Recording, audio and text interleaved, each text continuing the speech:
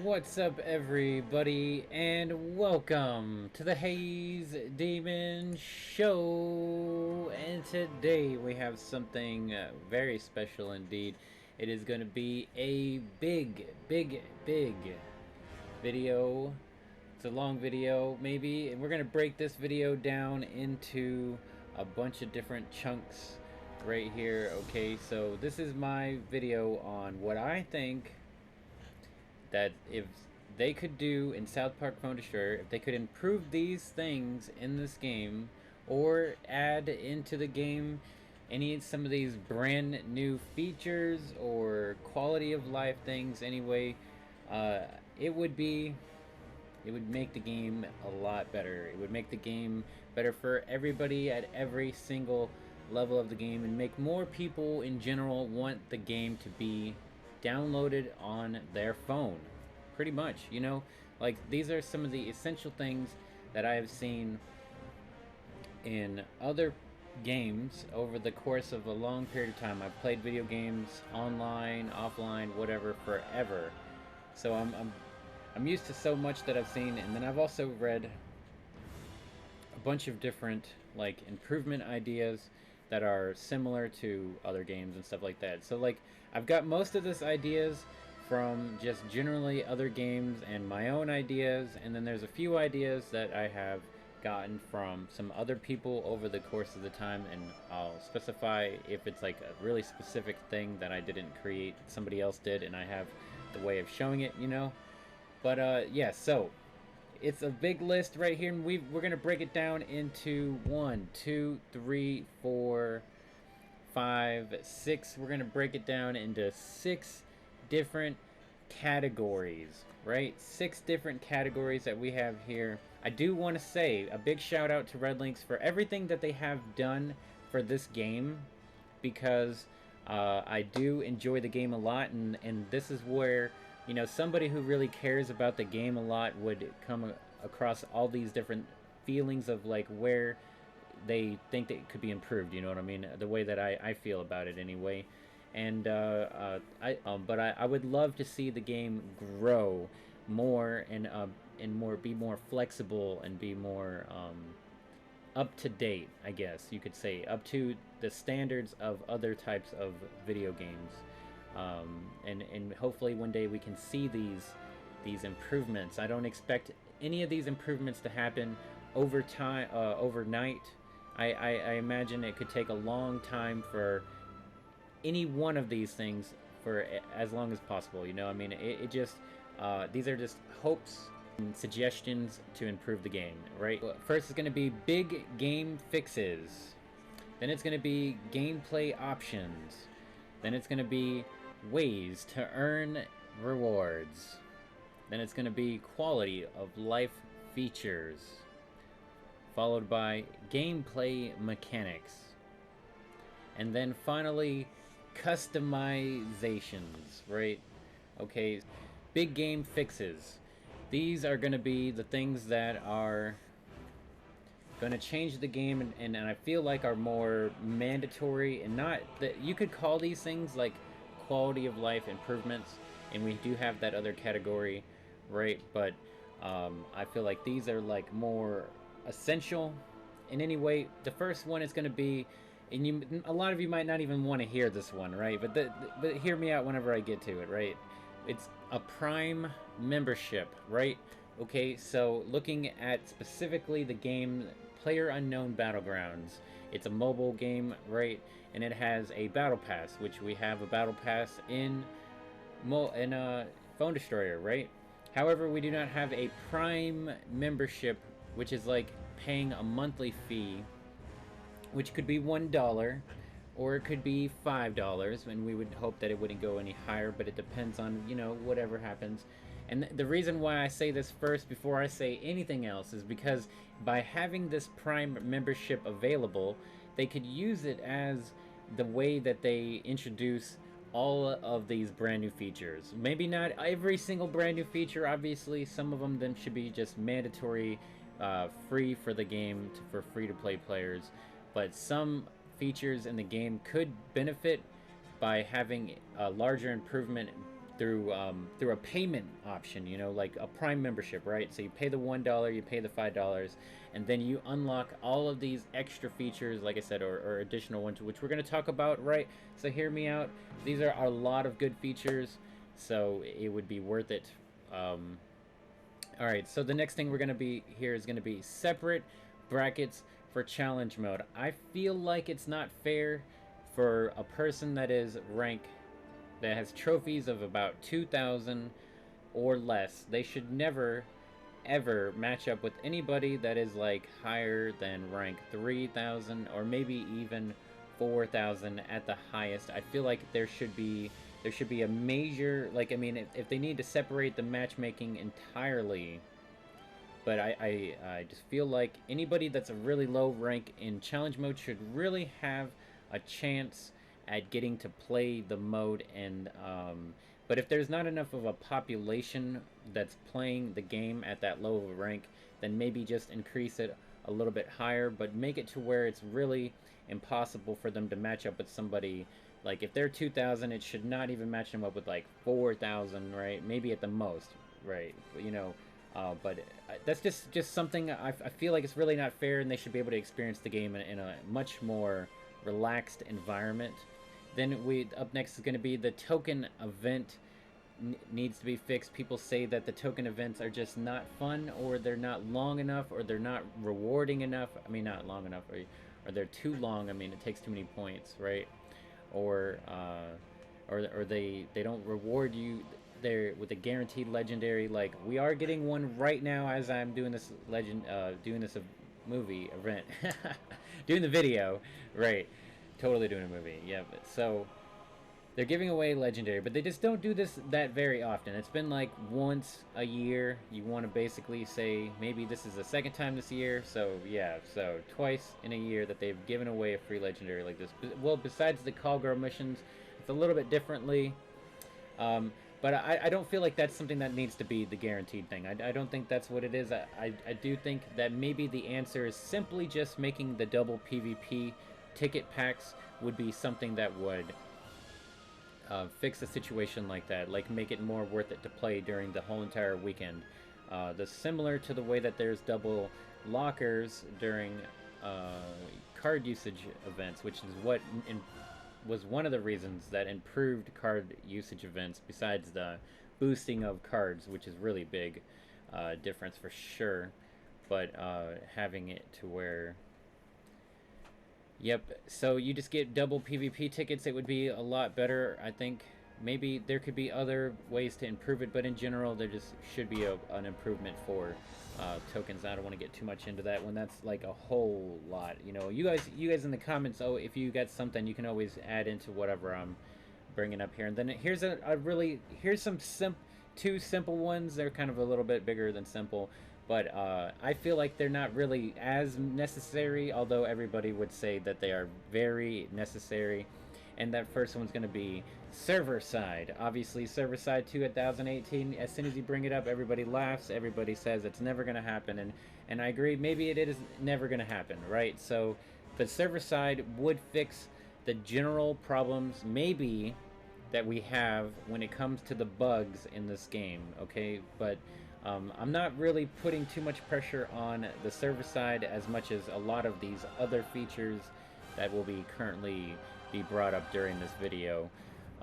And then the other one would be bug fixes. Again, I'm not putting too much pressure on this kind of thing, but people really do hate to see some of these bugs, which again can be fixed maybe with server side, and maybe that's the only way they can fix. And a few examples of some bugs would be the dash abilities, like Dwarf King Clyde's dash ability, Hercules Clyde's dash ability, or the Dougie's dash ability, because they dash towards the new kid. They all have some sort of weird mechanic with each other where when one of them triggers at the same time as the other one's doing it, it'll cancel it out. And the same thing with Taunt ability from Zen Cartman can cancel out the dash. I don't know if it's supposed to be like that. And the same thing with Mind Control, right? And then Mind Control does some really weird things with the dash units a lot of the time.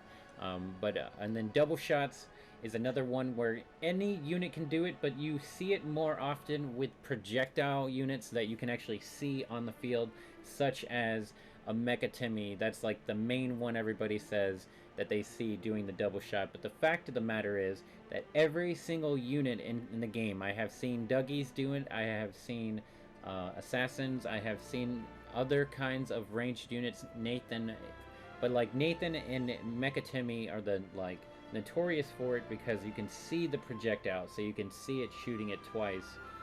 So double shots in the game are something that is really a big problem that could eventually be fixed, maybe with server side, right? But we don't really know, I don't really know.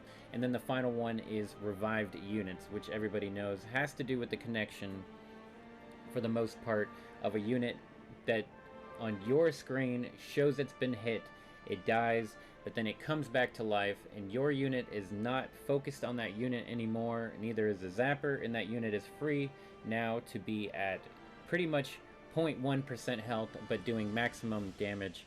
And these revived units let's make can Chris be... and Linda an official part of the group. Yeah, one of us, goo boo gaboo, goo boo gaboo, one of us, Wagner Dumau. Thank you very much for subscribing to the channel. I should probably have not had alerts on, but heyo, that's pretty cool. Thank you very much for the subscription. So that's bugs that need to be fixed. Like the three main ones: dash abilities, double shots, revived units. And then, but then there's obviously probably more bugs than that I know of.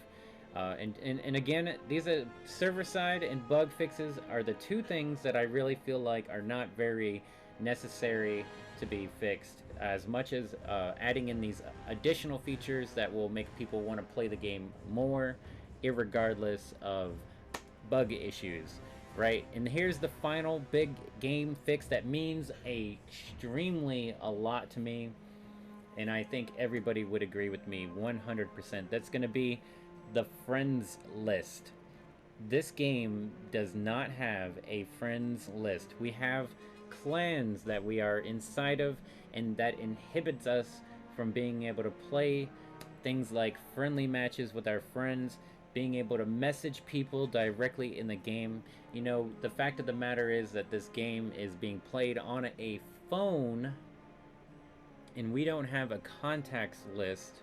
Now, of course, you can have the friends list up to, I would hope, 100, because 50 is reasonable, but 100 allows for people to be able to be more able to play friendly matches, like I'm going to be getting at here, you know. So, like, for sure, being able to play friendly matches with your friends in other teams is an extremely important asset in order to just to speed up the process, make it more convenient for the player. The fact that you can only play friendly fights within your own team really just kind of segments the community away from each other. And this is a way that you can bring the community together more and more. Tournaments would be much more easier to do. People love to do tournaments, right? So this would be a way to improve on that as well. And then again, you can have a ability to block somebody. You can send somebody a friend request if you just played them. You know, in your recent players list, you can send them a friend request, and then you can message them. And if somebody is harassing anybody, then you can just simply block the account. And even if they change their name, it's still connected to their account, and then they can't reconnect with you in any way. So being able to block people, 100% mandatory in a game like this for sure. But the fact that you can connect with each other, send messages directly to each other, is an extremely network issue. I mean, a network issue on a whole nother level, right? But being able to connect with players across the world at a more convenient and laugh and share, maybe even share screenshots, pictures, whatever. Maybe not pictures, you know, but I'm just, maybe, you know, for sure. And also, actually, I have an idea that I didn't even think I wrote down, which makes sense.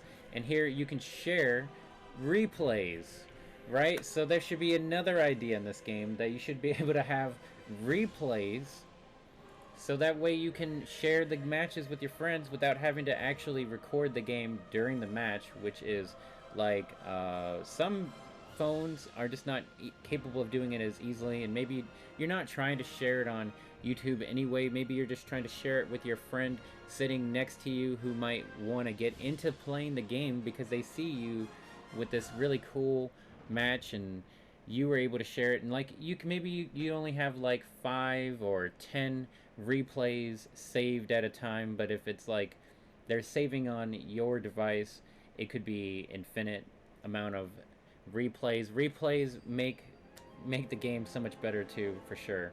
uh, but alrighty, so that is going to be the big game fixes category, right? We are going to be moving on to the next category of options.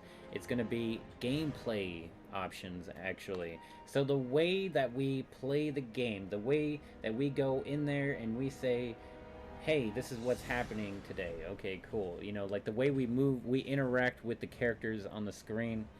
So right now, normally we interact with characters by going into PvE, right? The campaign. You go in there and you play against the computers, and then you can max it out, and then you can do PvP, where you go in and you play with your custom deck that you've been building over time, and then you can play challenge mode, which is only on Wednesday and Thursday, and it's limited to whatever category it is for the week, like assassins being stronger, superheroes being stronger, ranged units being stronger, all those different kinds of challenge modes, right?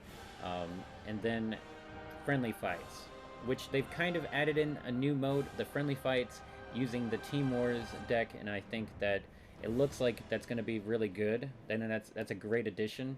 Going to be custom friendly fight rules with levels and types card boosters. This is what I'm talking about here. Is you can go to click create a friendly fight, and then it gives you the options to play a simple match or to play an advanced match.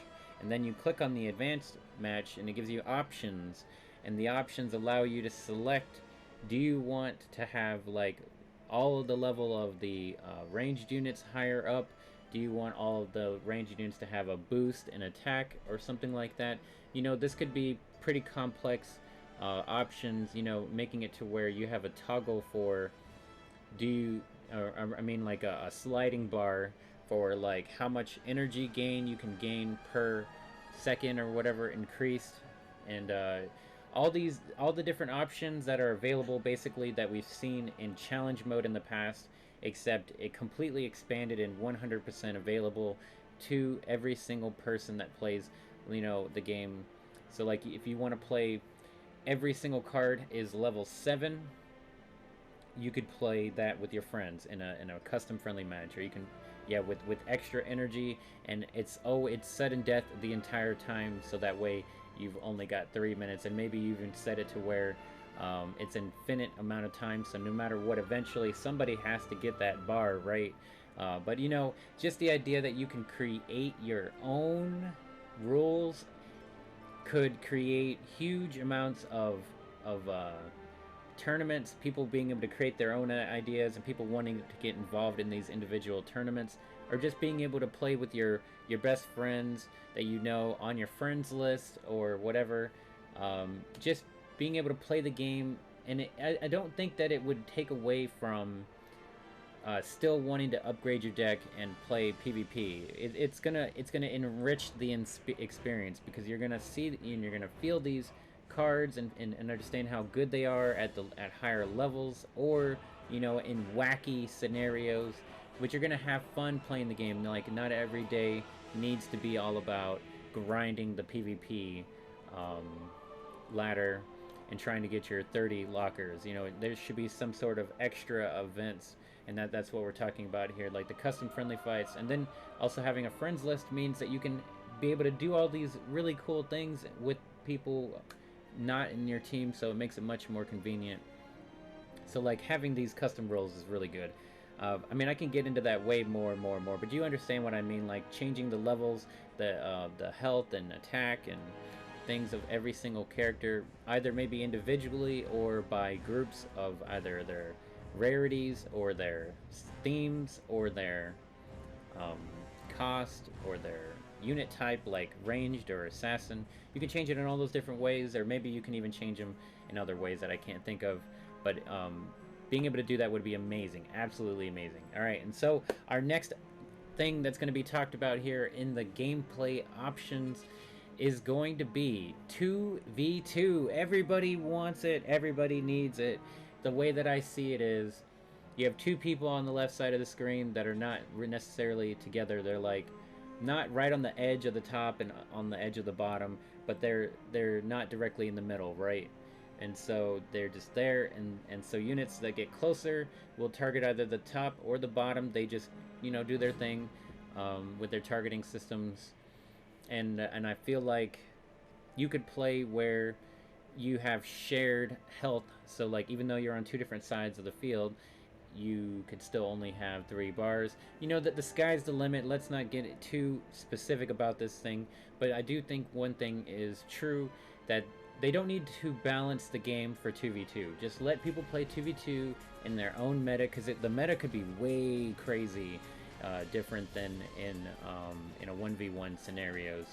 But 2v2, it could have its own rank, leaderboards, a whole nother reason to want to play the game, another reason why you need a friends list, so that you can have these 2v2 competitions, and every time you are, but like, you play 2v2 but you're ranked individually, maybe that way you're not too worried about like a team problem. Like, okay, this one person has played with 150 people, so there's 150 different teams. That doesn't need to be like that.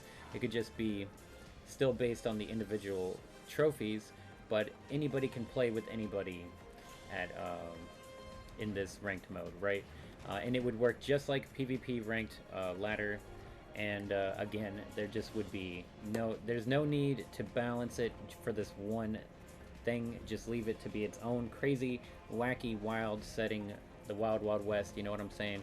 That would be absolutely awesome. That would, I mean, getting to play the game with your friends is easily the best reason why you ever want to play this game. Like right now, this game focuses too much on playing the game by yourself. Even though you're on a team, you do everything by yourself. You never, even though you put the caps in together to build up the deck, you always are playing the matches you versus one other person. So the fact that there would be a 2v2 would just enlighten the game extremely. I mean, just make it much more empowering, I mean to say, really, for sure. And then here's going to be the next one we're going to be talking about, right up there in the same alley of a two-person game. It's the co-op mode. Yes. A co-op mode. Now, this co-op mode, I should say, should actually be considered something you can do even solo. So you have a solo and a co-op survival mode, right?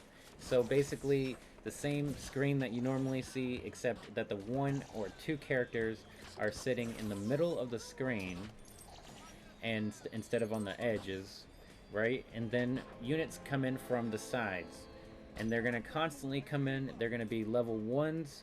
They're going to be waves of them, and then wave 1 complete. Then the wave 2 comes in here, and they're all level 2, and then it's level 3s and level 4s, and they keep having different themes. They can be the units from the player versus environment campaign games, you know, because there's really unique characters in the South Park Phone Destroyer campaign that you never get to see, because we always play PvP mainly. Once you finish PvE, you never really see these characters. So it would be really cool to be able to see these characters, and then the waves constantly get to where they're level 7, right? And then it could be maybe a mode where it's endless and it goes no matter what. Or you can have another mode where you only go up to level 7 and you beat it, and then that's it, right? And then you could do, like, the level 7s, you can do like a timer. So like, who can do the horde mode the fastest could be the highest rank on a leaderboard, right? Always leaderboards always trigger people to want to play the game more. So like the same thing with 2v2, the co-op or or solo, horde mode, survival mode should have a leaderboard for sure, 100%. But yes, and then you can, and again, another reason why you need friends lists, so you can match up with these people to be able to play on the co-op mode without having them to be only on your own team. And then trying to think here with the co-op. Yeah, okay, so also after they get to all level 7, it just gets to be where there's even more units than ever before. Like the waves just get more and more at one time to where it's undefeatable, and that's why it would be like an endless mode, because it just gets to where nobody in the world can technically beat it, right? I mean, it just gets to be that tough, and so I think that would be a really good challenge, again, to bring people together to play. And alright, so we're going to go ahead and move on to the next one of the gameplay options. It's going to be boss raids. And I know, I'm pretty sure I heard Glanzern Gaming talking about this one. And I've seen it in other video games, and I can understand the concept. So basically what it could be is you get to play with your deck. Like, you could think about this any way you want to, but let's just put it in this scenario that I'm making up right now. Okay, you get to play with your 10 cards, and you are playing against a boss monster. Let's say that boss monster, it depends on what league your team is in, how much health that the boss has. So, like, if I'm in Silver League, it has 2,000 health, and if I'm in Gold League with the team, it has 3,000 health. So it kind of like scales or whatever. And then you get to play your deck, but you don't get, it's not like, maybe not about energy, maybe it's about you only get to use 10 cards, and so you're fighting and you're trying to defend from the monster, or you're trying to just do as much damage as you can before he kills all of your all of your characters, and then finishes you off, the new kid, right? So you, no matter what, the one person can only do a little bit of damage to this big giant raid boss, and you're gonna lose no matter what. But whenever your whole team of 50 people, maybe only 45 people have to participate or do good enough that you can finish off the boss, and then everybody gets the rewards for doing that together. You know, just something extra that is extreme. It's, you know, just like the giant mecha Barbara Streisand, the giant Cartman with the notebook thing that turned into him into a mutant, right? Or just anything really giant. Spontaneous Butte, Man Bear Pig could even be one of them. I mean, even though he's a card, he could still be an even bigger version of him. Things like that. That would be really cool, and just another extra thing to play the game. You know, I mean, it's just another fun way to play with your team. This is more team specific. And then, so another one that's not really as big here we've got is going to be superhero PvE. We all want it. Where's it at? Give it to us, please, right? We've got the sci-fi, adventure, fantasy, mystical campaigns. We got the call girl missions, but they're not the same thing. They're not what we need, right? Call girl missions were okay, and they're only temporary thing. Once you finish them, they're gone, potentially for good. But here, yeah, we want to play superhero PvE. We only need like 10 levels, because if there's 10 levels, that's, you know, that's a reasonable amount of levels to play. And then you can also get the achievement, because there's a 1,000 PvE levels defeated, and right now it's at 900 for everybody that's at that point, and cannot get to 1,000. So if there's 10 levels, in each level you can do 15 times the same way as you can do all the other ones, then I believe that'd be 150, right? So it's more than enough to be able to get the achievement and get your fix on the PvE, which is what we're going to be coming up to on the next point of the gameplay options. PvE resets. PvE resets, as in, like, once a week, maybe every single level in the game, maybe once a month. It could be once a week, it could be once a month, but every single level in the campaign resets, which means you have all these lockers that you can get basically for free, right, by grinding it over. And, you know, the lockers aren't the greatest thing in this game when it comes to the campaign. So every little bit extra helps, and it would be nice to have a reason to play it again, because with there being no rewards, even if they're small, like, you know, just materials, they don't even need to be any more cards given to us, but there could still be the chance for that legendary in the campaign, right, to refresh back in there. That would be really awesome. Or maybe even have a way to use Cartman Cash to refresh the entire 15 on one level, you know, something like that. Any way to be able to play them over again to get the rewards. Hopefully not too much on the Cartman Cash, right? But once a week, once a month for all of them would be absolutely awesome.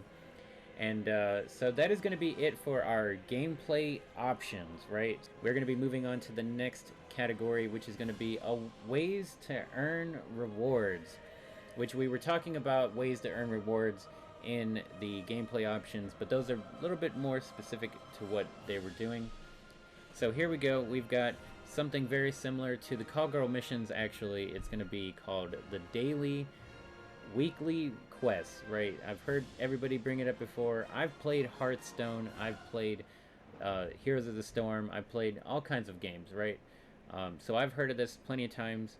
But basically what it is, like, the day that it comes out, or the day that you start playing the game, you get 3 quests that you can do per day. Well, not 3 per day, but you start out with 3, and each one is like win 3 battles, or play 4 or 5 ranged units. You know, it's really similar to the Call Girl missions where it says to play specific units, and so they have that capability to make you play a quest for the dailies. And then you also, like, so if you do all 3 of them right away, then the next day you only get 1 daily quest. So if, let's say you weren't to not play, if you were not to not play for 3 days in a row, the 3rd day that you would come back, you would have all 3 daily missions ready for you to play, so you could try to get your rewards a little bit more all at once, or you just get them every day. And then the same thing with the weekly missions, except that maybe you only need like 1 weekly mission, which could be like play 100 PvP matches, or, you know, just something like that. In that sense, I'm sure there's more things that you could do. Maybe like play a certain amount of challenge mode, maybe, which is what we're going to be talking about here in a little bit also. So like just any different kind of weekly quests, daily quests, these extra things that you can give you, they could just give us only coins from these things. I feel like that's the biggest thing that everybody needs if they want to play all the different events in the game. You want to have all the different cards leveled up. Maybe you don't get as many materials or whatever, but the coins, I mean, it could give you materials and coins, but either way, just getting these extra, little bit of extra loot through the daily, weeklies, just give you a reason to play the game a little bit different than you normally would, besides what's already in the game, of course. So then the next one is going to be, in the ways to earn rewards, is going to be the double stack on the PvP tickets, or PvP packs, I mean to say. So we all know that the free packs, if you don't get it every 4 hours, will save up to where you have 2 of them.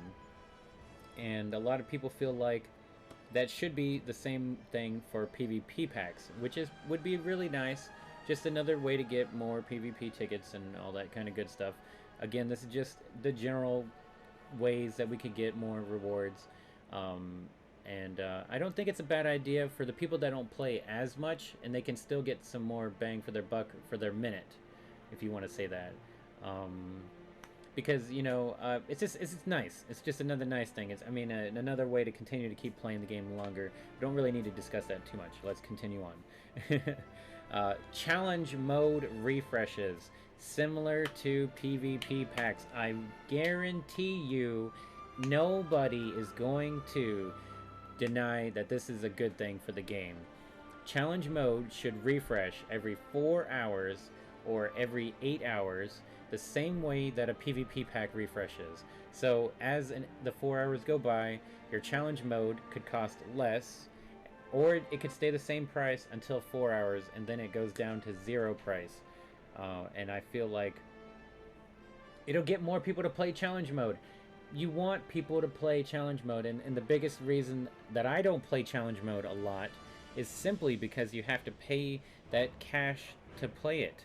And you need that cash for lockers to finish other events, or you need it for the battle pass or whatever, because even the daily deals and are just way too much, and the packs are way too much for daily deals. So like, just making it, I mean, like I'm just saying, like the cash for these other things, you just don't have the cash to spend it on refreshing challenge mode, you know, more than once or twice, or you know, a couple times more if you're feeling really froggy about the challenge mode. But for the most part, it would get more casual players playing the game, playing that challenge mode, getting a second chance.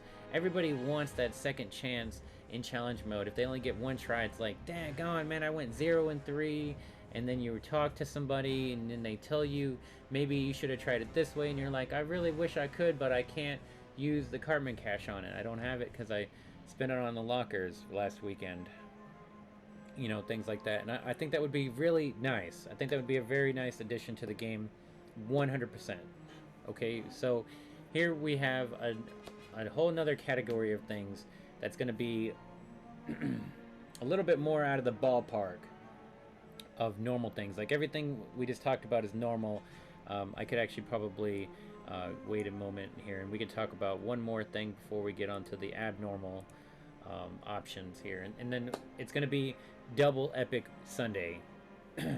I think that only getting one epic every Sunday is just not enough for anybody at any point in time, especially somebody like me or anybody else in the game that can't get to a level 6 epic with only getting to request one copy at of a time.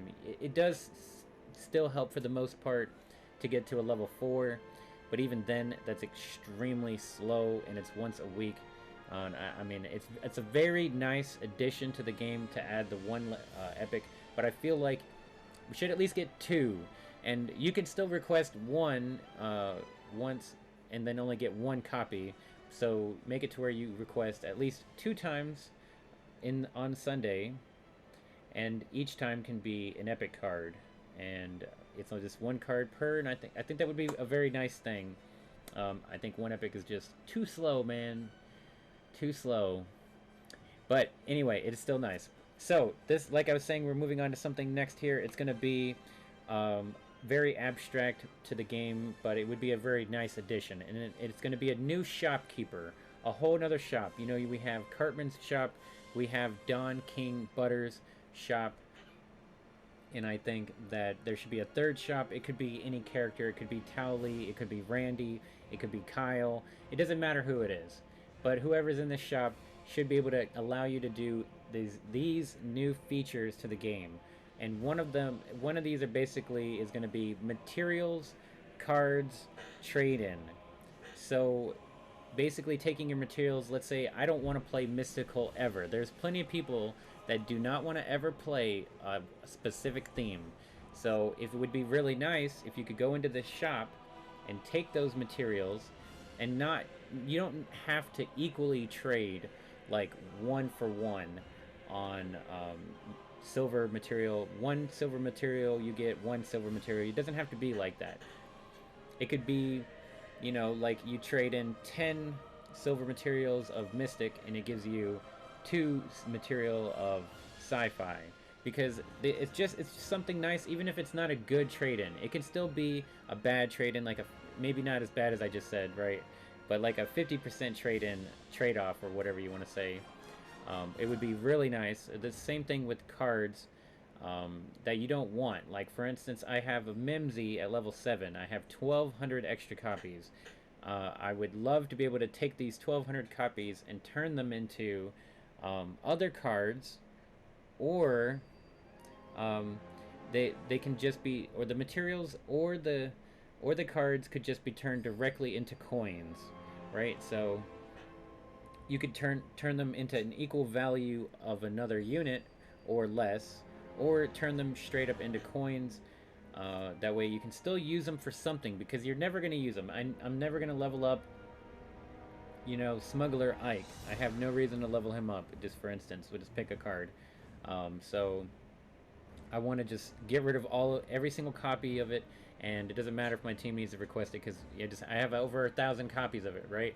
So you can just take this card and turn it into coins, or you could turn the materials and the cards, instead of turning them directly into materials, or I mean purchasing power in the game, you can create a new item in the game called like card fragments, or material fragments. So basically, instead of turning it directly into a card, you could I mean, yeah, like taking your 10 cards and turning it into one card.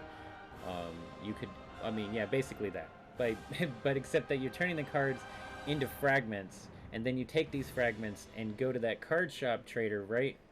And there's two different ways you can do it. You directly trade these card fragments, or material fragments. You could just call them scrap, right? They could just be scrap from the cards and the material. Just call it scrap, or call it fragments, or whatever. And then you take this new currency. There we go. New buying power. It's a currency, right? They're called the fragments. And then you go to the card trader that we were talking about. The new shopkeeper could be a new card trader, and it could do it two different ways. You can directly take these fragments and turn it into whatever cards you want to for the certain cost, or every day this person has 4 cards, just like Cartman has 4 cards that you can buy for coins, just like the PvP tickets are for Don Butters. You have the 4 cards that you can buy plus the coins. In this card trader shop, you can have 4 copies that are randomly generated every day, the same way as the other ones are, and you can buy them with the card fragments. So just another way to increase your flow of the cards that you actually want to level up, and in a way to get rid of the cards that you don't want to level up, right? Sounds pretty good. Yes, so we're going to move on to the next category. I mean, not next category. The next one of the ways to earn rewards. It's going to be the card reset. And I think to explain this really is, if you have a card at level 7 and you're like, dang man, I really wish I didn't get this card, this Heidi, to level 7. I wish I could have put the card, the materials and the coins into a different card, and basically turn the card back to 0. Now this could be something where yeah, you take it back down to level 1 and you get back, maybe you get back all of your coins and all of your materials, or maybe you only get back 50% of your coins and materials, hopefully not lower, or well, yeah, basically that. Like, you just turn the card back to level 1 and you get the coins and the materials, so that way you can upgrade something else with it. Now, this is something that maybe it needs to have a cooldown timer, so people aren't constantly changing their decks. But if the thing is that if you're not getting as many coins and materials back as you spent, then people aren't going to keep doing it, right? Or they're not going to be able to keep doing it, or it's just a really bad idea to keep doing it, right? But that's up to the player, I guess. However, I do think that there should be a cooldown of some sort. Like, you can reset maybe 1 or 3 cards per day or per week, so that way people aren't just completely obliterating their decks. It's kind of like a way to make sure that somebody knows what that they're doing the right thing, I guess you could say. So that way it's just, I mean, just a balance, a restriction to resetting the cards. And again, you don't have to get full value back from what you put into the card, but you should at least get something back that is, maybe, I would go to say at least 80%, 75% of what you put into the card of coins and materials you should be able to get back. I feel like, at least. And that would be a really nice addition to the game as well. And then finally, for ways to earn rewards, just a simple thing called legendary tokens. Now, these legendary tokens could be bought with the card fragments, or it could just be something like every end of the season, instead of getting a random legendary, you get a legendary token. And you take this legendary token and you go to the card trader, and you can specifically buy one legendary that you actually want. You get to pick the legendary that you want. And I think that would be something that free-to-play players as well as whale players would 100% agree that that would make everybody much more happy. Now you can have legendary tokens. Maybe instead you still get that guaranteed random legendary in the end of season pack. Maybe you only get like 1 or 2 legendary tokens, but instead of it only costing 1 token to get a legendary card, it costs like 10 legendary tokens. So it's something that kind of builds up over time, and it is just an additional thing. It doesn't have to be a 1-for-1 trade on the tokens. You can just it can just be an extra currency that you gain from anything, like the battle pass from PvP, like a 1% chance from a PvP pack. You know, it's almost the equivalent of a legendary without actually getting a legendary. You know what I'm saying? So it's going to give you that same feeling, and it's going to be another currency. Again, it could just have less buying power. It can have more buying power. It just depends on the way you want to look at it. I think maybe collecting 3 of them, making it kind of hard to get them. Like, you get the end of the season pack, you only get 1. Let's say maybe there's other ways to get them, and then maybe only 3 tokens can get you the legendary of your choice. So there's something that you free-to-play players can constantly always work towards, or anybody can work towards, a specific legendary. Because just getting random ones, sometimes it can really hurt whenever you just need only 1 copy to get to the next level of a legendary. Alright, and then here we have something that is in other games. I guess you could call it a stem pack, you could call it like a booster, but there's basically these items that are like one-time use items. You use it, and then it says, for the next 5 hours, you can have boosted double PvP tickets, or double coins, or double experience for 5 hours, or whatever, you know, for a certain amount of time. And these are just another little items, like little canisters of spray or whatever, that you could get in, you know, any item, right, that you can get in any kind of pack randomly. And it's just in little extra rewards that make people say, wow, this pack actually had a lot in it, you know, just adding in a lot of extra items that people can get, extra currencies. Well, like these things are boosters, and see, the thing is, people can pay for these boosters also, so you can get them for free and you can pay for them, so that way you get the double. You want to say it's not double PvP ticket weekend, but you want to have double PvP tickets, so you pay for 4 PvP ticket boosters. They last for 5 hours. You can play the game for 20 hours, and every PvP pack you refresh, or the PvP tickets that you get in the lockers, are double, or double experience, or double coins, or whatever. You know, these boosters, people like to use them, and it's just an extra thing you can give away a little bit here and there to get people to want to buy them, and they're just an extra thing in the game that's really nice. And here we got the final thing that's going to be for ways to earn rewards, and that's going to be requesting and donating materials. Basically the same thing as requesting a card. You just click on it, and then you click the specific material. Do you want 12 bronze materials? Do you want 6 silver materials? Or do you want 3 gold materials of whichever theme?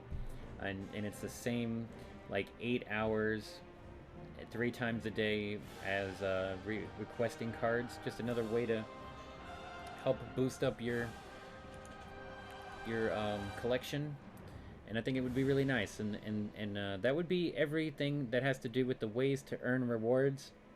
Our next big category is going to be the quality of life features.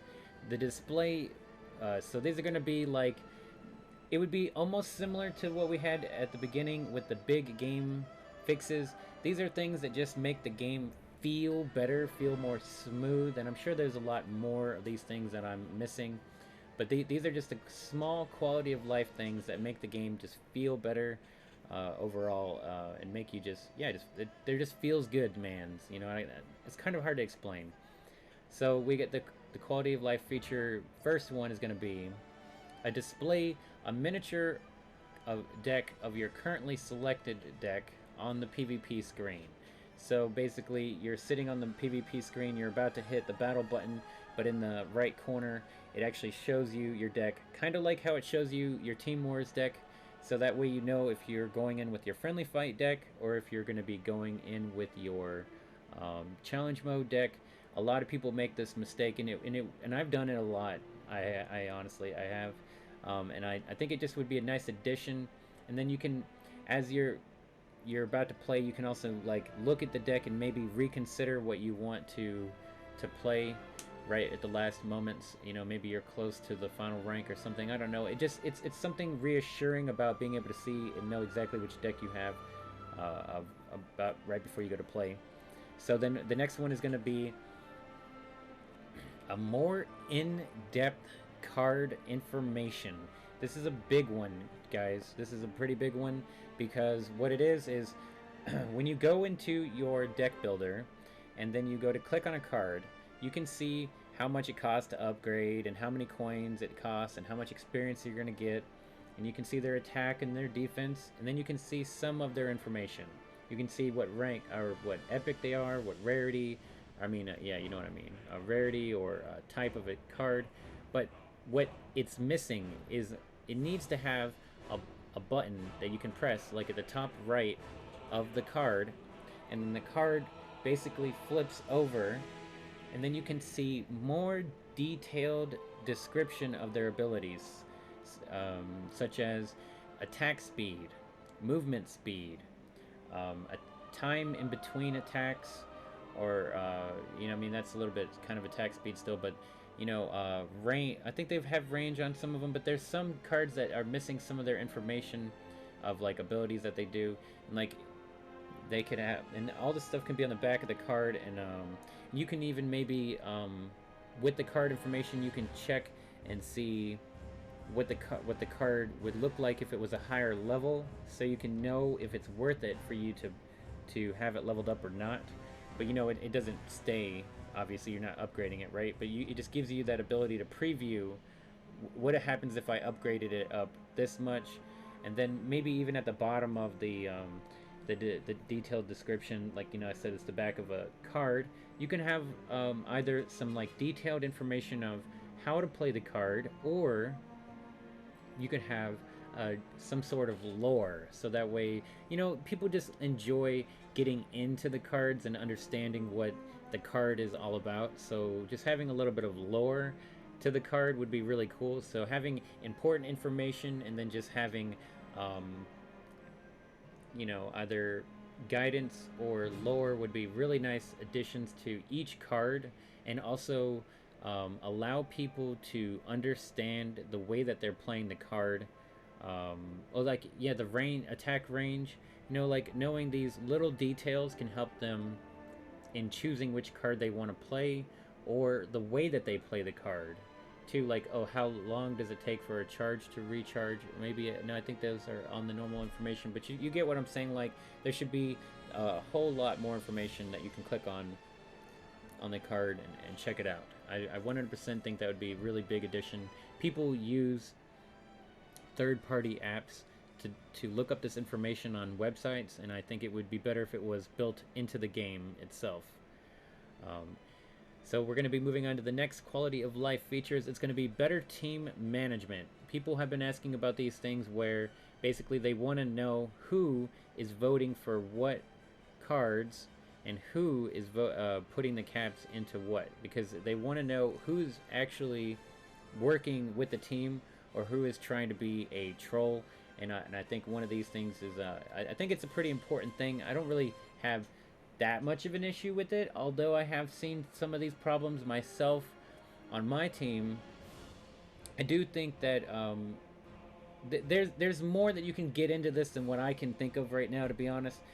People that take care of teams can really get into detail with these things, but I do 100% think that team management would be could be improved. Like being able to see more information on what the team is doing as the team leader or co-leaders should be able to see it too. And also by having a friends list, you in a way to message people directly. Like you can add in the ability to message people that are in your clan and people that are on your friends list. And again, you can still just block people so that way they can't continuously keep messaging you, whether they're on your clan or your friends list. You can just block them. So you can always be able to avoid that problem. But being able to communicate with each other would be a lot better for sure. Okay, and then our next quality of life features is going to be challenge mode information. Now they have it on the left side of the screen. They have that square, and then they tell you as much as they can in that square, and that's pretty much the only information that you can get about it. Whenever about half the time it's about only half the information. So what I really wish is that you could click the information button, and right now you can do that. You go into the challenge mode screen, you click the information button, and it'll tell you that legendaries are level 1, epics are level 2, rares are level 3, commons are level 4, and then something else. Sudden death is 3 minutes. So it'll tell you that, but it doesn't actually give you the details. We need better detailed information. They will show the decks whenever they have the 4 random community decks or whatever they are. But I think they should 100% make it to where people can understand like which cards are available for this game mode. You click on the information and then it pops it up, like not just on the developer update, but you just click this information button and it'll tell you these 10 cards are currently used in the event and they are at this level and they are boosted by this much attack and this much health or whatever, you know, and that would help people a lot in challenge mode. I think it'd be really nice. So the next one is going to be we're going to be talking about deck builder options, ways to improve the deck builder, the way you see it and whatnot. It's going to be the which is still in quality of life features. We have sorting options in the deck builder. You should be able to click on it and then click, do I want to see only epic cards? Do I want to see only legendary cards, only rares? Or do I want to see only assassins? Or do I want to see only tanks? Or do I want to see only mystical units? So make it to where it's easier. So instead of having to click, they did improve the time that it takes to scroll through the deck builder, and it was 100% very awesome. But the sorting option would make it even faster because people know exactly what they are looking for, but then they have to scroll through the whole thing to find it or whatever. And I feel like that would be a lot better for sure. But then here we have another thing, which is that everybody wants more deck slots. I think if we just had maybe 2 more deck slots, which right now we have 4 that we can make decks in, and that's pretty decent. But with the addition of superheroes, it does feel like we could use an extra one. And I think if you just make 2 extra, then you don't have to try to add another one later down the line, and it would just be, for the long run, better. But then you can also, like we were talking earlier, a bunch of these different features. You can have a part of the Prime membership, or you can specifically pay and have 4 more deck slots. So you get the 2 more for free, so everybody has 6, and then you can charge people to pay for the 4 extra ones if you just want to have more deck slots, because some people will do that, and I mean, why not, right? Just something to do. And then here's another thing that you can do. Instead of having the 4 extra deck slots, you could, or even 2 extra deck slots, you can just straight up go with this option and have an import export that you can pay or not pay for it. Or it could be a part of the Prime membership, right? And it basically makes it to where you have a little dialog box that you click on, and it drops down, and then it lets you load previously created decks. So once you click the load, it'll just instantly put the deck into your deck slot. So you still only have the 4 deck slots, but you have however many, maybe it saves to your SD card, so that way you never have to worry about having it online in the server. So that it could be an infinite amount of decks available that you can just click import export into, and it would be really nice for sure. Then we have for our next quality of life features is going to be better events like the Halloween, how it's got like the background looks different, and then the Day of the Dead, Butters has a different face painting on him, which is the only time in the whole year that he has face paint, or he looks different in the challenge mode. I think Butters and Cartman and whoever the new trader shop, they could change their outfits for the season. Like during the summer, they could be wearing bikini. Let's not start there, but I mean to say, like Halloween, they could wear their Halloween outfit. In Christmas, they can wear their Christmas outfits. In Easter, they could look like a Easter bunny. You know, it would be really nice to see these variety of different things that are just festive. Everybody likes to be festive, and changing more than just the cards that we're getting, and making the backgrounds look cool is always really nice to get into that mood, to that mode. All right, and so here we're going to be talking, next is going to be about having to do with the locker limits. These are not necessarily, well, this one I feel like it's necessary, a locker limit counter. So as soon as you win your first match of the day, it automatically pops up when you're on the PvP screen, on the dojo screen. It shows on the left side or the right side or wherever the timer. Right now it shows the timer right beneath you, which I could show it there, makes sense. Once you win all 30 of your first PvP ranked matches of the day, you get the locker limit, and it tells you how long until you get to be able to get more lockers, which the locker limit starts from the first time you win the game.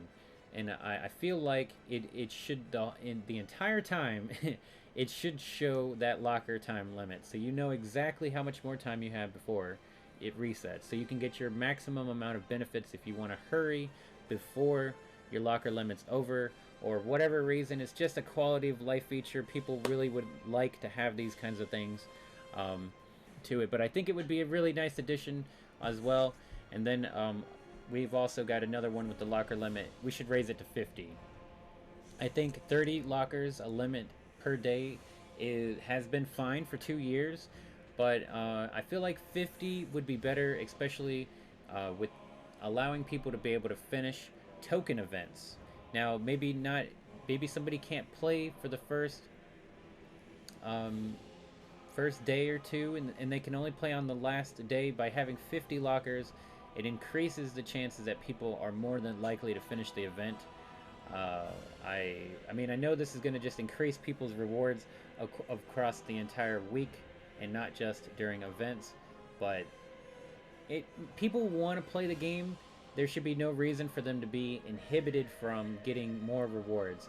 And obviously, Red Lynx doesn't want to have unlimited lockers, so we should at least increase the lockers to 50. I feel is reasonable. Any more than that, maybe it's too much. Maybe 100 lockers per day would be way too much, right? So 50 lockers I feel is reasonable, and 30 lockers is just a little not enough. And then here for the final quality of life feature that could be abused, yes, but the fact of the matter is, I think it would still help out with people, and that's going to be a forfeit match button. So you go into a match, you know you're going to lose, or you try to play the game and you got your butt kicked instantly and very heavily, right? You cannot forfeit immediately, but you forfeit at least it gives you up to 1 minute. Once the 1 minute mark hits, a forfeit button will show up that you can hit at any point in time during the match, and it'll say, "Are you sure?" You click it, and it will ask you again, so you don't accidentally forfeit if you don't mean to. And then you hit yes, and your new kid will blow up, and your opponent will get all 3 candy bars. So there's no controversy about denying people bars by forfeiting.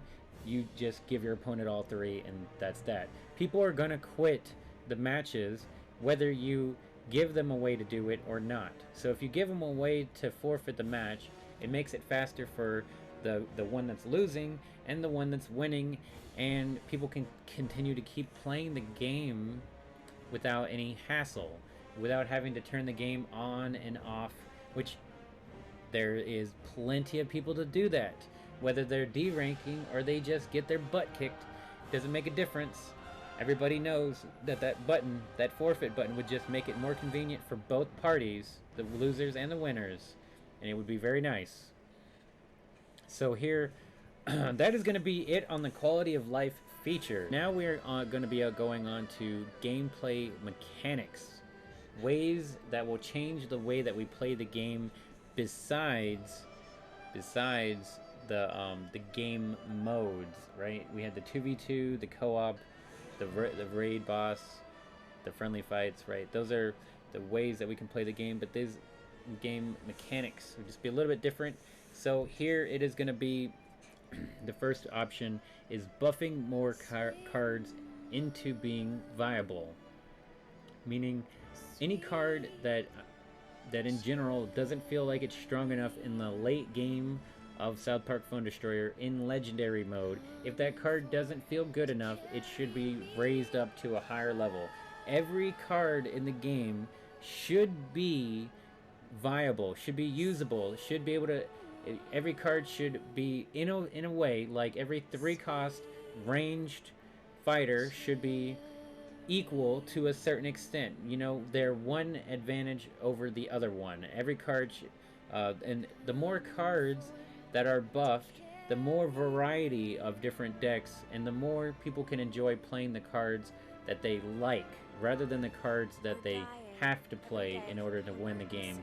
By having more cards available to play, everybody's just, there's more variety, and more variety is always going to be a good thing.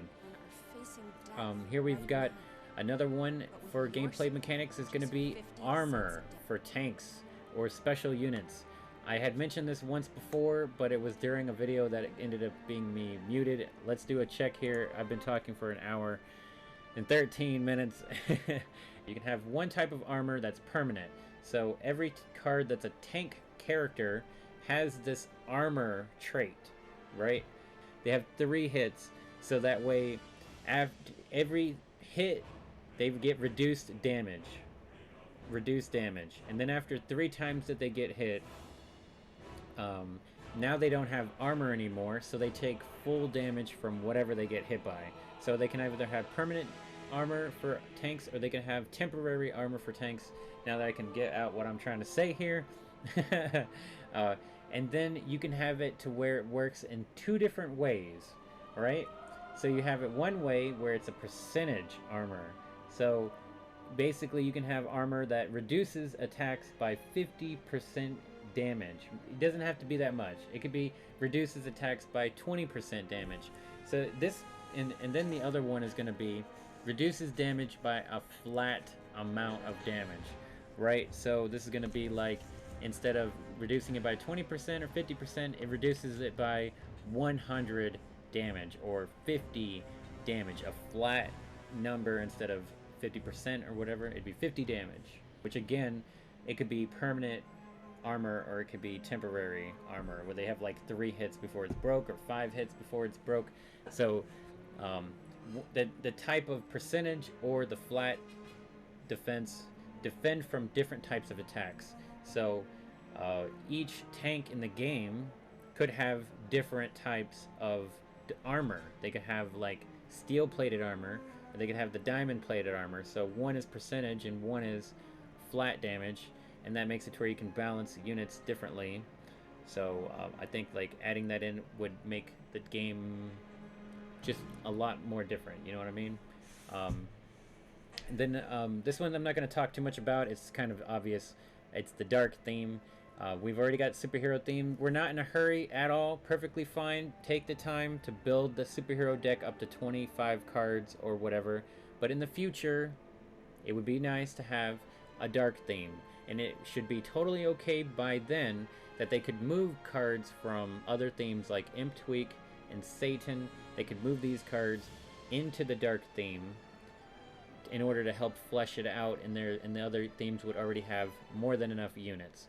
And I know maybe that would change. That could change a lot of things, but it would be really nice. Everybody wants to see the Gothic kids or the vampire kids, anything like that. Cthulhu, right? So That would be really nice, but I'm not going to get too much into the dark theme. There's a lot you can talk about that there.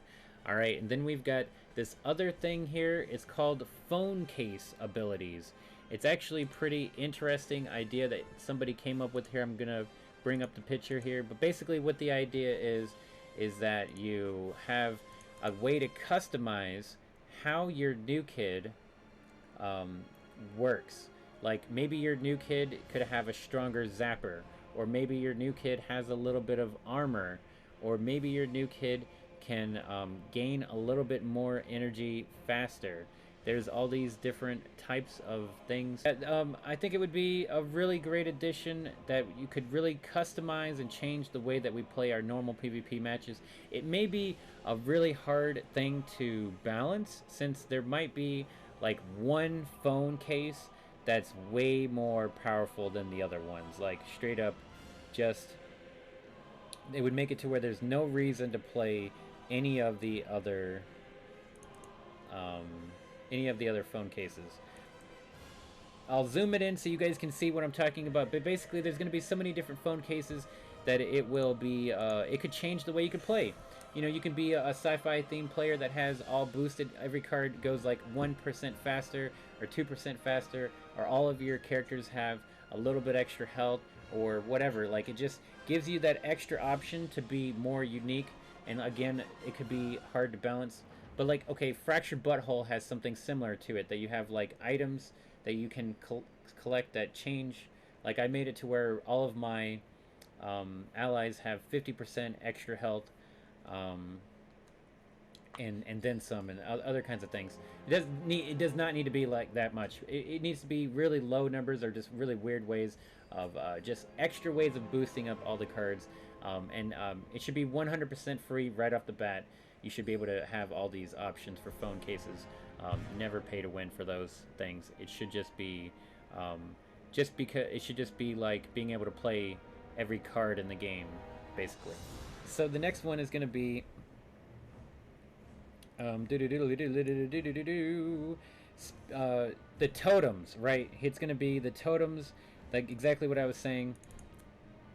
So right now, the mystical theme has the energy staff, and I think it would be fair that other themes have these totems, and superheroes does have traps like Chomper and Lava, which are similar.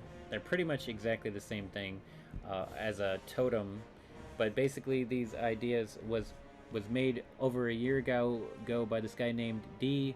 Davio, and I mean, I'm sure other people have seen these before, but it makes sense that every theme should have a stationary unit that doesn't actually walk forward.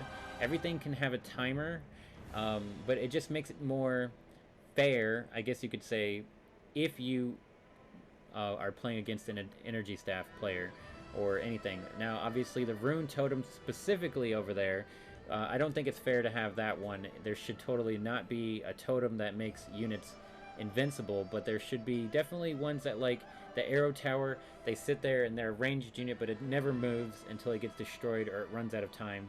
And then the toxic pylon has a death wish of maybe exploding, and then it has the poison damage, and then the healing fountain.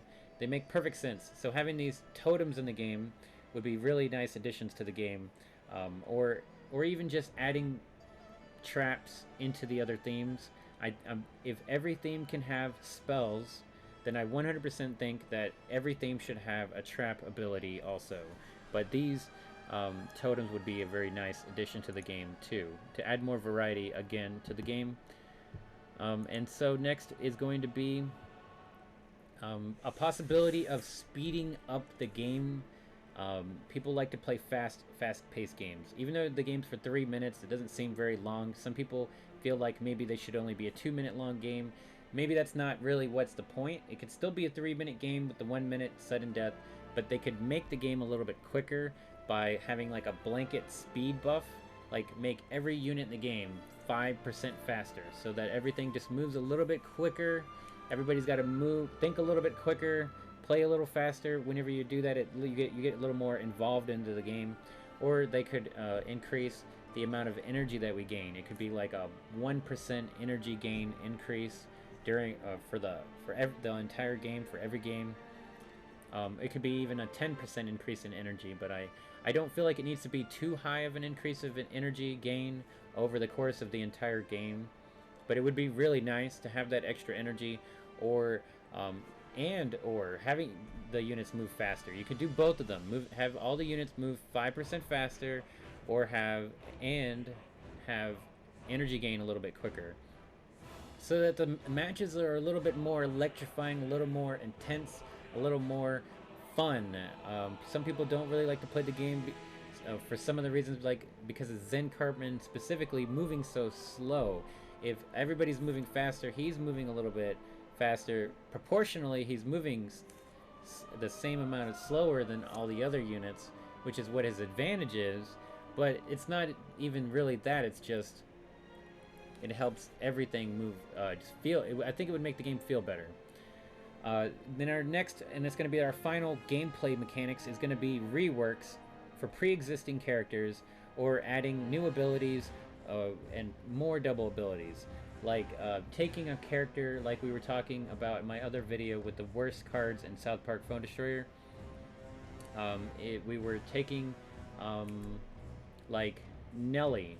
You take Nelly and then add an extra ability to her. Right now, her only ability is that she can spin around and do AoE. She should also add like bleed stacks, so the more time she hits units, they bleed for a certain amount of damage, like poison damage basically, or whatever. Just making characters that are already exist in the game, if they're not good enough, we could buff them again. Instead of just buffing their stats or their cost, actually change the way the character plays in the game, and that would be really awesome.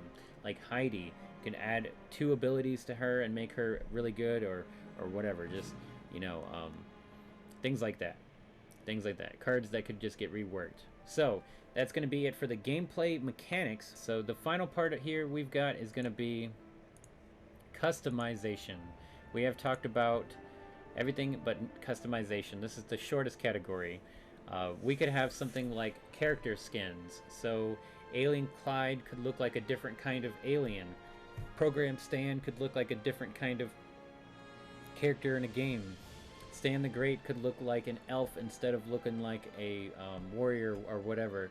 You know, Man Bear Pig could look like Cthulhu, or Man Bear Pig could look like Barbara Streisand, Mecha Barbara Streisand.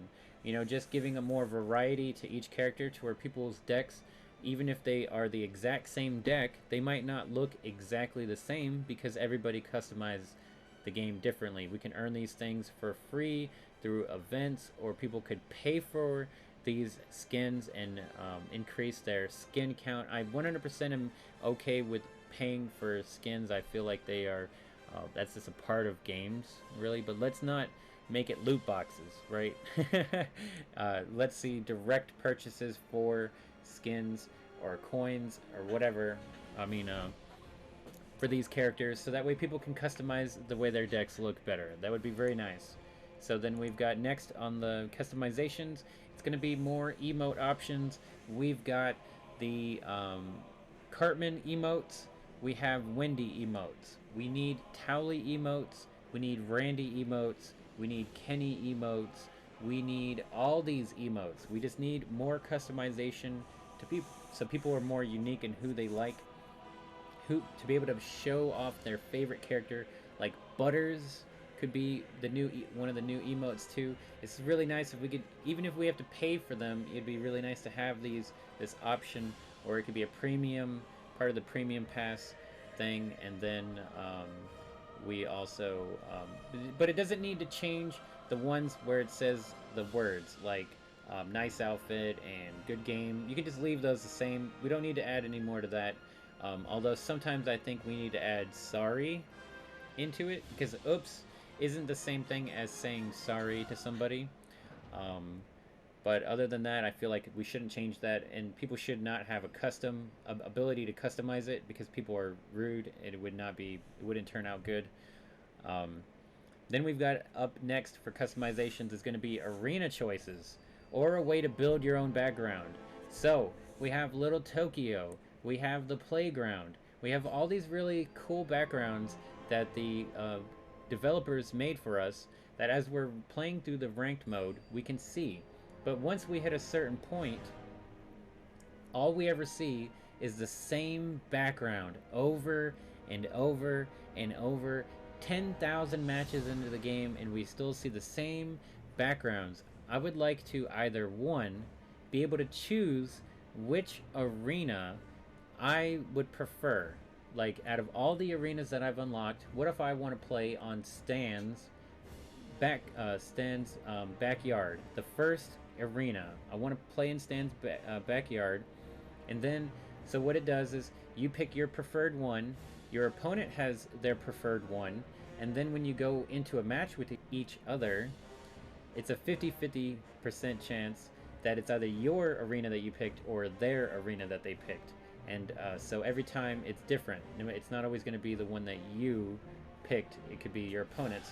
And then, of course, you could always have the option of random. So you pick random and they pick, and your opponent picks random, then it's 100% a random one selected for you guys to play on. These are things that you see in fighting games all the time with different arenas. It would be very awesome. I would love to see a new background.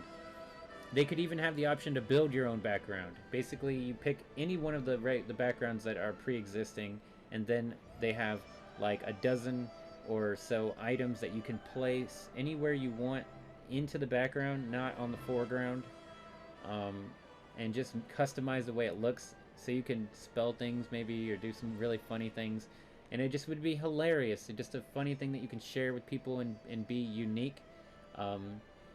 Just a way to express yourself. You know, people like these kinds of things, so having a really nice background, and then maybe even the backgrounds could be something you can share with each other. There's like a part of the game where you can upload it, and then people can find it by name or by like categories, and then they can download it, and then they can have your background as their background. And it just another way to bring the community together. It would be a really awesome feature. And then the final customization is going to be more new kid customization. We're talking about we already get plenty of clothes, we already get outfit, hats, and they just introduced the boxes, which I'm not extremely excited about. However, I think that the boxes could turn into a good thing, because they could just not be boxes. We could be on top of Randy's big balls, or like 2 flying saucers, or a hot dog bun and a hot dog, or whatever. You know, the sky is the limit on the boxes skins, but I kind of have my doubts that they're going to be extremely innovative with them, and they're just going to look like boxes. In the end, they're just going to be different color boxes. I'm not sure. I'm really hoping for better. However, I want to see more customization, and here is the different ones. I know for sure in Fractured Butthole and the Stick of Truth, you have more customizations with your face. Right now in this game, it feels like they've never added anything into the customizations for your face or whatever since the beginning of the game. Maybe they have added a few things, but since the beginning of the game, it feels like nothing. And like new facial features like the chin balls. I 100% wore chin balls every time in Stick of Truth and Fractured Butthole as soon as I found them. So I feel like that should be a thing in the game, but there should be more things to add into it, more face paint or whatever. It would be really nice to have this extra feature, but then also having things like accessories, right? So like having a big giant weapon in your hand, instead of just holding your phone during a match. You can hold your phone in one hand, and then you can hold the accessory in the other hand, just swinging it around. You know, like in Fractured Butthole, you have weapons that you, whatever you're equipping, it shows up in your hand. You can have the batarangs. You can have whatever, you know, just having another way to look different than other people in the game. And again, you can have these things being where you can pay for them, or you can unlock them the same way as everything else, but just more accessories to the game. And then we've got like, I don't really know how much this is, how great this is. Well, another thing to mention also with the accessories, whatever you're holding in your hand could be the same thing like the phone cases. Instead of phone cases, you can have the accessories. Like if you're holding a giant dildo, it makes your Mr. Slave stronger, or and all of your chickens stronger, things like that. It could be the same thing like the phone cases we were talking about earlier, except in the accessory form. And it can just do nothing. When I'm perfectly okay with the accessories also doing nothing, and that would be really nice to have like a flute or a guitar, you know, just any kind of extra thing to make your character look cool, or a big giant fish, right? And then another thing you can add in it is backpacks. I don't really think anybody wears any backpacks in any of the games that I've seen for South Park Phone Destroyer, or Stick of Truth, or Fractured Butthole, I mean. But it wouldn't be a bad idea to have backpacks in the game. That way you can have them customized, and that's where you keep all your cards and all that stuff like that. So I think that would be pretty cool. But yeah, here we are, an hour and 37 minutes into it, and I am done. I have talked about everything. I'm going to recap the categories, and that is it. We have the big game fixes, the gameplay options, ways to earn rewards, quality of life features, gameplay mechanics, customizations, and yeah, and that's it. So those are the big categories. That is everything that I have compiled over the last month that I could think of. I have been working on this video, like brainstorming and getting ready for everything that I've ever heard of, and I would love to see introduced into the game. And I know the video ended up being really long, but if we cover everything all in one video, we don't have to do it again anytime soon. And we can always look back to this one video and say, I'm so happy that they put that into the game. You know what I'm saying? Let me know what you guys think about this video and everything. What do you think could be added into the game? What do you think could be more that you can describe more about these specific things? Let me know. Let me know in the comments, man. I put a lot of time and thought into these things, and I really think it would be really cool to see them in the game. And also, it's going to take me a really long time to edit this video. So even though I recorded this video on November 11th, Monday, I don't know when this video is going to come out, because I got to add in everything else post-production. But that's going to be it, guys. Thank you all so very much for listening to me talk about this game. You know, we have a passion for the game, no doubt about it. But I hope you have a wonderful day. Don't forget to bring a towel. Peace out.